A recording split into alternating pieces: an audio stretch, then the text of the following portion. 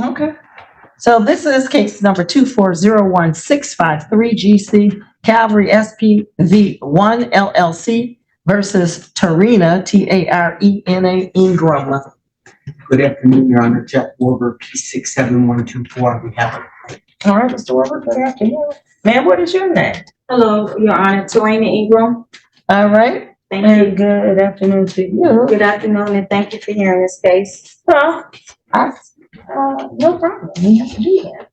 All right. And so today, from my understanding, I don't have a separate, submission with respect to this matter. It's my understanding that this is a Judge Arvant case and that there was a ruling on a motion to disqualify the judge, and she denied it for some reasons that she stated on the record. So I don't have a transcript of that. But you've asked me as Chief Judge to review the whole situation, pretty much de novo, as to whether or not Judge Arvant should be, in fact, recused from the case. So what is your basis that you're claiming that she should be recused from the case? My basis is I compelled the motion, the date of the deposition, to compel to arbitration per the credit card agreement guide stated that I could compel arbitration at any time as long as there wasn't a default judgment or a trial started. Okay. So I did. So this was a credit card debt. Yes. With the plaintiff, Calvary SPV now. And you're saying that whatever the agreement was on the underlying debt involved an arbitration agreement. Yes. And you're saying that that agreement specifically said that you could request it at any point in time. Yes. Okay. So what is the basis for the recusal of the judge? She denied the motion Okay. and to a default judgment. Before we even get into the courtroom audio, let me set the stage for what you're about to witness, because this case is a masterclass in how emotion, entitlement, and misunderstanding the legal system collide head-on with reality.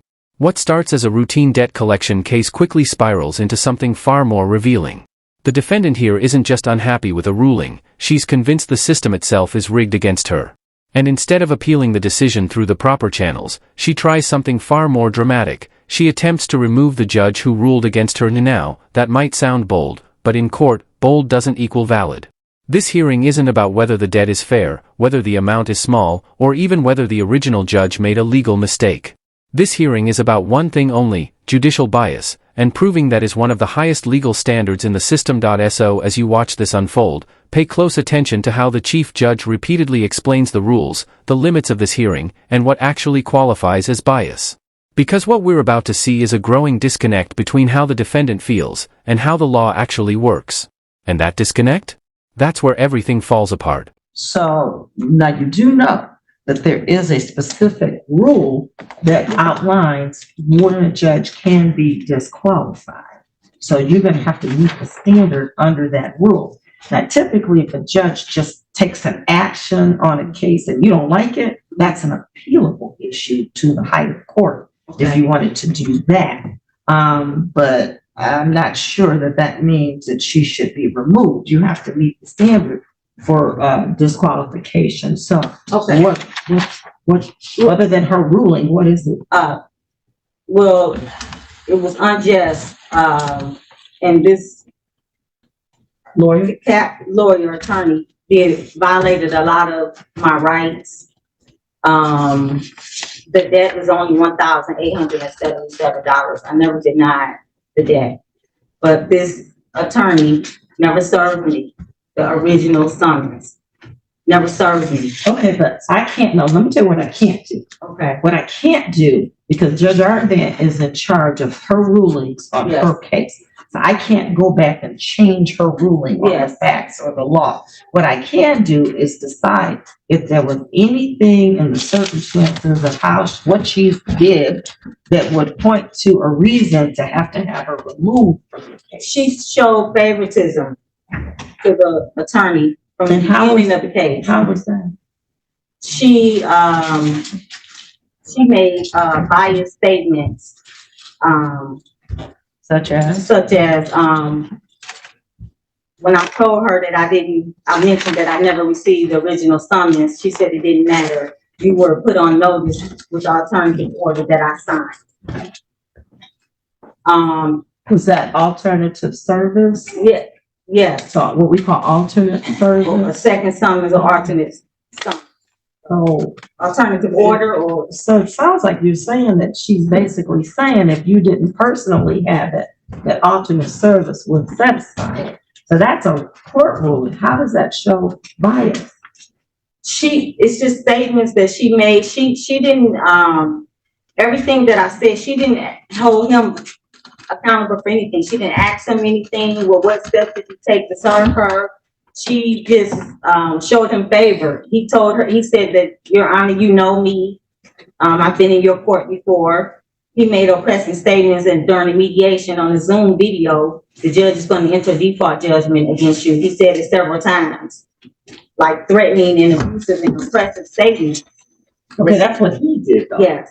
So here's the thing. The rule really sets out the kinds of things that the judge has to do. This is a pretty high standard to get somebody removed. And I understand you might not like the way she ruled on something. And it could be the case that you don't understand how she applied the law on some things. Because I will say this, and I'm not commenting on the validity of her ruling, but I can tell you that alternate service is usually given by court order when someone has had trouble personally serving. And so that is considered good service under the court rules. Yes. So I don't know if there was something wrong with her ruling there, but I can just tell you that that pretty much is normal. And if you're following the rules, if the judge is doing that and you don't like it, the real remedy is to appeal it and see, not to me, because I'm not a judge, but appeal it to the next higher court if you think that there's something legally wrong with what she did. Right. Because, you know, for this, you have to have real specific facts of how the judge would be biased or prejudiced. What is it she actually did other than just ruling on the motions or ruling on your requests or saying things like, well, it doesn't matter because you got alternate service. That's not a bias. That's really stating what the law says. Right. So you have to have a really good reason to show bias. But it was my third motion, the third one. She already listened to the disqualified one and she denied that. Right, and that's what you're appealing to me, is her denial of that. I'm appealing the default judgment. Right here, the chief judge immediately does something incredibly important, and frankly, generous. She lays out exactly why she's here and what her authority actually is. This is not a retry of the case. This is not an appeal. This is not an opportunity to relitigate past rulings. Her only job is to determine whether the original judge should have recused herself due to bias or prejudice, and notice how narrow that scope is. The judge is already signaling, I can't undo what happened. I can only look at how it happened. That distinction is critical, because it's the one the defendant is about to repeatedly ignore. You can already sense the frustration brewing, because the defendant wants justice as she defines it, not as the rules define it. This moment also sets the power dynamic. The judge is calm, procedural, and structured. The defendant is emotional, convinced she's been wronged, and focused on outcomes rather than standards. And when those two worlds clash in court, emotion almost always loses. I can't do that. You have to go to circuit court to appeal her ruling on the set-aside default. The only thing I can do is say whether she should have removed herself or not. That's the only thing I can do, because I'm not sitting as an appellate judge. The appellate judges are at the Oakland County Circuit Court. So you could have done one of two things. Probably you could have asked her to reconsider her ruling. And if there's nothing new you're presenting, then she may not reconsider it. The ruling might be the same. Or you could, within the time frame that's allowed under the court rules, you could file an appeal up to the circuit court. And they would have to look at it and see if she did something wrong I guess, ruling on that motion. She overlooked my complaints of the attorney violating my rights, my civil rights, and as a consumer. She overlooked that. She didn't look into that at all. She just overlooked it and just reprimanded me. She overlooked my rights being violated. Okay, well, what rights were violated that caused her, that is showing some kind of bias? Improper service. She didn't look into anything. The documents, So we just went over the service part. Well, Alternate service. and then Might be good. the oppressive statements that he made during the mediation, to me, that's a violation of the Federal Credit Consumers Act, that a debt collector or whoever's not supposed to make oppressive, abusive statements to collect the debt. He said it several times. Well, okay, so I don't know what you asked her to do because I have no transcript. No one has given me a transcript of what actually occurred. And I'm really hearing this de novo, which means from the beginning, as if you never did it over there with Judge Arvin. So I'm trying to understand, what is it? Now, let's just say he did what you said, and he said some oppressive statements to you. What about that causes the judge to have to remove herself from the case because he made these statements to you in a mediation? Which, and let me just say this, normally, whatever's done at mediation, we don't know anyway. We don't really get involved with these. Okay. That's called a settlement process. Okay. So we usually don't even know what happened at the mediation, and what, if there was an offer or not, and where they were, or how far the parties were apart, you know, what you offered them, what they said they would accept or wouldn't accept. We don't really know that because that's a settlement negotiation tool. Okay. But if you're saying he said something that you thought was offensive, what was it that you asked the judge to do? What was she supposed to do? And how does that show she was biased against you or prejudiced against you? Because it's a very high standard. What you're asking me to do is remove her from that case and have it reassigned to some other judge. Okay. And that's the only thing I can do. I can't look at whether she was correct in her ruling on something because that's an appellate. Okay. That's an appellate issue. But I can say if something she did seemed like it was rises to that level of bias or prejudice against you, then I would say that motion, if you're asking for her to recuse herself, then that should be granted. And then I would have it reassigned to someone else. Either myself, it's a blind draw, myself or the other judge could possibly get it. But you would have to meet that standard just on that. So unless she said or did something that shows bias, we can't worry about the actual ruling itself. Okay. If you understand the difference. Yes, I do. Yes. She made a few statements. I mean, this happened a few months back. I can't recall everything, but I did write some things down. Like I said, she was showing bias favor towards him when he told her, "You know me, Judge." And she made a comment about, well, some people just don't like to be served. I think that was biased. That wasn't just for her to say that because he never served me. So she was automatically. When you say serve, you mean personally? The summons, yes. Yeah. And she said, well, some people just don't like to be served. This is where the core misunderstanding really starts to surface. The defendant's primary argument for recusal is simple: the judge ruled against me. And the chief judge shuts that down immediately, because if losing a motion were grounds for disqualification, no judge could ever finish a case. What the chief judge is explaining, very patiently, is the difference between legal error and judicial bias. A judge can be wrong. A judge can misunderstand facts. A judge can even misapply the law. None of that automatically means bias. Bias requires something far more serious: personal interest, hostility, favoritism, or prejudice that goes beyond normal courtroom rulings, and you can hear it already. The defendant isn't responding to the legal framework. She's responding emotionally. To her, the ruling feels unjust, so the judge must be biased. But courts don't operate on feelings. They operate on standards, evidence, and procedure. And failing to meet that standard is where this request starts to crumble.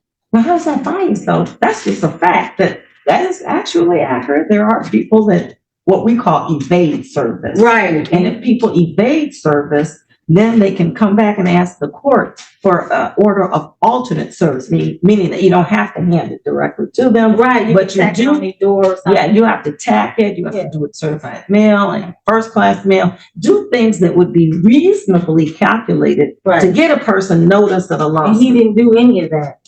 He didn't do any of that, and that's what I'm saying. She didn't listen to me, period. She didn't look into anything. He didn't do any of that. So you believe she was expressing a bias because she didn't look into of the case, the details. The details of the Of service. me, yes, of what I'm claiming, I showed up, what I'm saying. She didn't look at anything. So he didn't do any of that. He didn't do anything. He just was deceptive and did all these tactics that he's not supposed to do, and he got away with it. And she empowers that. It's an article that I submitted to her about these debt collectors buying debts less than $2,000 for pennies on the dollar, and they're targeting minority and predominantly black communities. There's a justice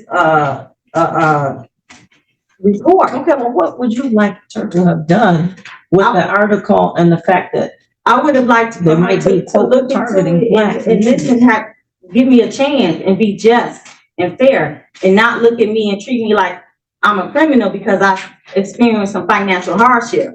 I paid my bills. I had 11 credit cards that went bad. I paid them all. I'm down to 4. She didn't give me an opportunity to express and state my claims and show proof.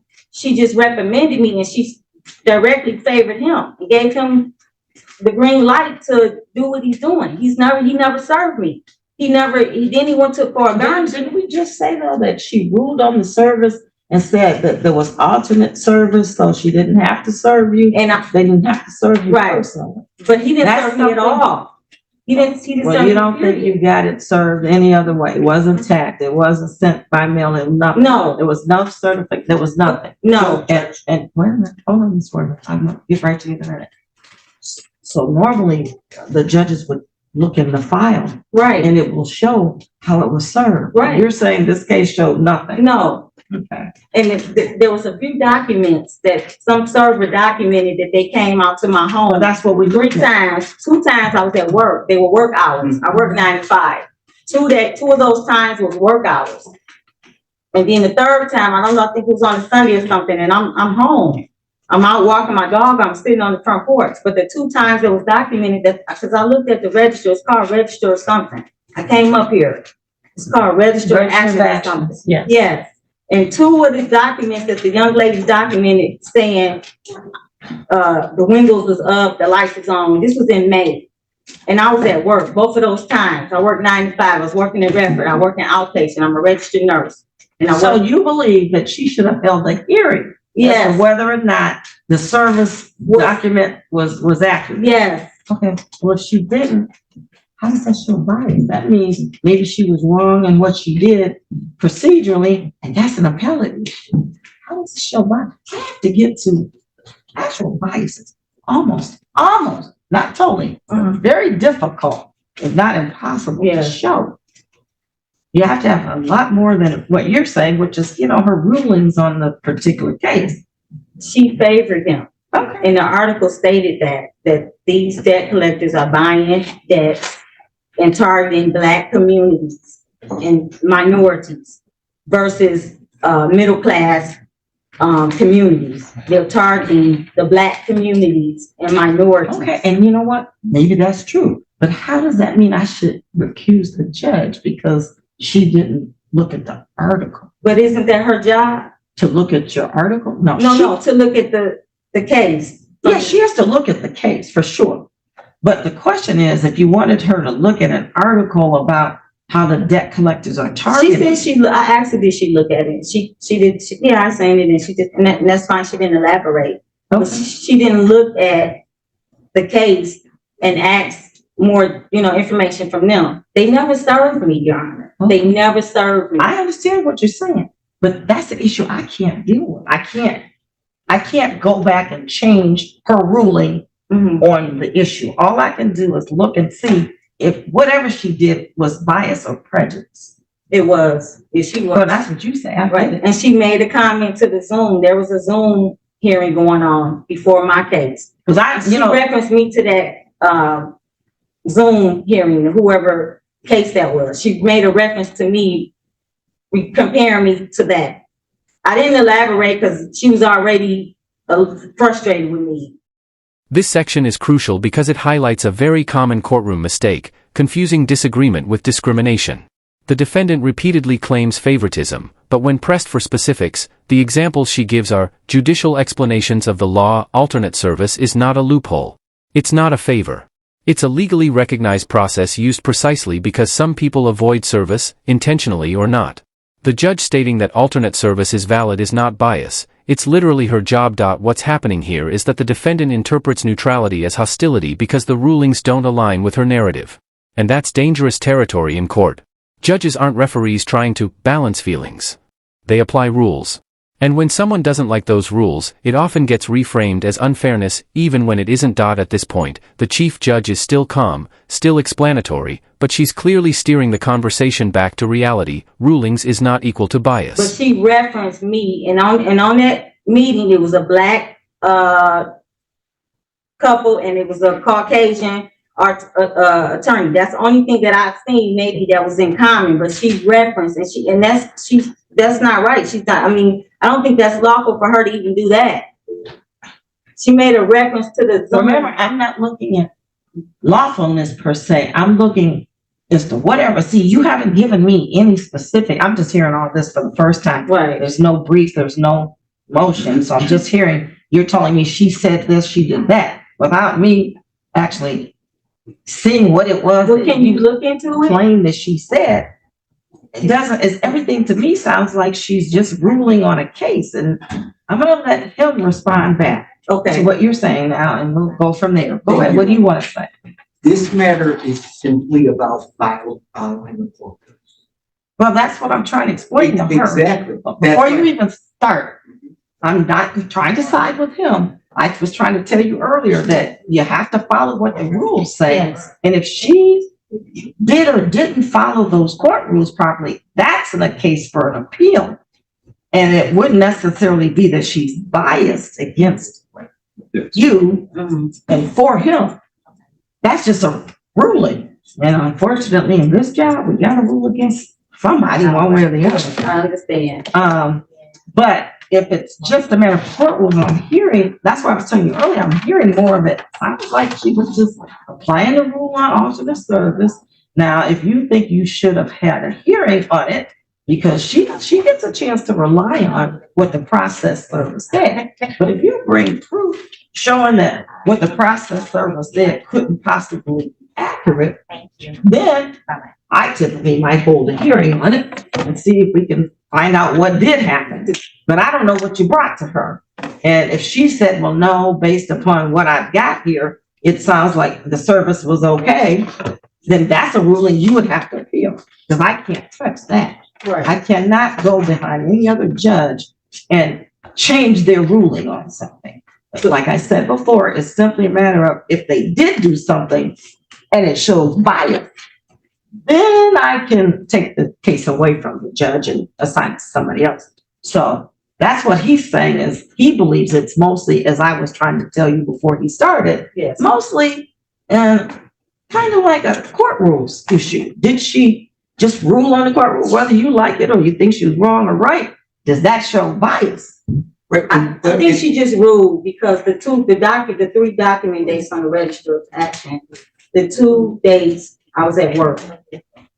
Okay. That was for alternate service, Judge. Yeah, I'm looking at. So here's She what had a happened. motion. She was served by alternate service, and she found an answer. I And did. that's what Judge Arrogance told her. Okay, She filed an let's answer. look at that. Let's look at that. So I'm looking at it right now. There's an order for alternate service for first-class mail tacking and certified mail return receipt. That's the things that we usually allow when someone is not able to serve personally. And that was signed on June 25th. I responded July 17th. Correct. She found an And answer. I- Which means she How was did you, served. Let me talk. let's get to this. How would you know to file an answer if you weren't served? This is with the alternative. I'm talking about the first order. I never received the first summons, the original summons. I never received. That's okay. Those are the 3 Let me dates. tell you why it's okay. Okay, Because again, if they try to give it to you, which they did not. well, I don't know if they did or not. If you look at the days, those out of the 3 times that was documented, 2 of the days was work out. Okay, well, once they put that in and they say what they say, that they went to your home on a day, you say you're at work, we don't know specifically where you are. It's an ex parte motion. That means that we're only hearing from the one side they tell us that they can't find you for whatever reason, then we order the alternate service. Mhm. The real issue is, did you get it by alternate service? And you must have, because you filed your Yes, answer. I filed- So there's really nothing wrong in that process. It's failure, the law is failure to process. They failed to serve me. Here's where the chief judge draws the brightest line yet, and it's one the defendant continues to cross. This hearing is not appellate court. The chief judge does not have the authority to correct alleged procedural errors, reweigh evidence, or punish attorneys for behavior during mediation. That matters because the defendant keeps presenting arguments that would be perfectly appropriate in an appeal. But she didn't file an appeal. She filed a motion to recuse. And those are two entirely different legal paths with two entirely different standards. The judge is essentially saying, even if everything you're saying were true, this is still the wrong courtroom. And that's a hard pill for many self-represented litigants to swallow. The legal system doesn't bend based on how unfair something feels. It bends only when the proper procedure is followed. Ma'am, I'm trying to tell you, I understand what you're saying, though. they didn't serve you by hand, but they served it properly by law. Because as Mr. Werber said, the court rule allows them to do it alternatively. Right. So they can do it the way they did it, Yes. and it's good. And that's fine, yeah, I understand that, but what I'm saying is, and I know there's nothing that can be done about it because you have to have proof this and that. What I'm saying is, they were deceitful with the first summons, but that's neither here nor there because I can't. But how does that mean the judge did something wrong? Because she didn't look into it. She didn't look at the register. She didn't look to see, did you try to serve her? She didn't look. Because out of the 3 I times, can see it right here, and they just tell you the 3 times. We don't have to go into a hearing on that because it's ex parte. That means that okay, you don't have a say in that motion okay, because you're not a party to the case yet. We're only talking to the people that are a party in the case. They're telling us we're having difficulty finding her. which is a lie. Okay, that might have been. Maybe they were wrong. Yeah, they were lying. Maybe. Okay, But I don't know. But that's what we get. right, And okay. so we don't go investigate to that degree. We take them at their word that they have not been able to serve you personally. And as long as they serve you alternatively, and we authorize that, that's good service, whether they didn't serve you the way you want it to be the first time or not, whether it was a mistake or they actually lied about it, as long as they got you served is what the courts are really, really concerned about, because you have to have an opportunity to come forward and be heard. Right, And you did have that opportunity on the second one, yeah. on the second one. So she wasn't wrong in telling you, well, we're not looking at that Right. because we got good service on you and you did file your response. I did, and then I filed my response on the 17th, and then they came out again on the 23rd and tacked it to my garage door. No envelope or anything. The packet was really thick. When I pulled up at home, the packet was on the ground outside my garage. Yeah. You know, But that's still service. but it's not proper though. Ma'am, I'm here to tell you, if you had had this case before me, you wouldn't like me either, because I probably wouldn't rule the same way. But I understand the way that you're explaining it. Yeah, but I'm trying to do my best. Yeah, shoot. And I want my litigants to understand what's going on, to know that they're being heard, and to know that even if your argument's considered, if I got a ruling issue, at least you understand why. Right, yes. And that's what I think is important. So hold on, let's hear from Mr. Werber some more. Go ahead, Mr. Werber. I appreciate your patience here, and I think Judge Arvant did exactly the same thing you did when explaining to the defendant why she was served. So maybe it just comes off better from me. Whatever it is. She recommended it. You both said exactly the same thing. And I was there and I listened, and Judge Arvant tried to tell her exactly what you just said. No, she did not. Excuse me. She was recommending me. Hold on, he didn't interrupt you. I'm You let him sorry. speak. Yeah. It was exactly the same. Again, the defendant keeps on referring to a default judgment. There was never a default judgment entered in this case. Yeah. There was a motion for summary disposition filed. Right. Oral argument was heard, and the judge granted the motion for summary disposition. Nothing unusual was taken, and I want to make sure for the record, we remember that just today, the defendant admitted that she had the credit card and I didn't deny it. admitted that she owed the debt. She did. So what are we doing here today? Right. Excuse me. I am not gonna allow Okay, this. stop. You don't have First of all, to yell. nobody allows anything but You don't have to me. yell. So address it to me, Mr. Okay, Wortham. I I know both sides are I frustrated. would appreciate you telling her not to talk when I'm talking. Yeah, so ma'am, that's what we don't do, is when he talks, I talk. Because otherwise the court can't hear what either side is saying, and you want me to be able to hear it. And yet nobody wants to fine anybody for contempt because you're disturbing the process, because you're talking over each other. I don't like to do that. I very rarely do that. I'm just telling you, just wait, just calm down. It's okay. Let Mr. Wortham, you calm down too. Wait, you be yelling in my courtroom, and we don't do that, I Mr. Wortham. apologize.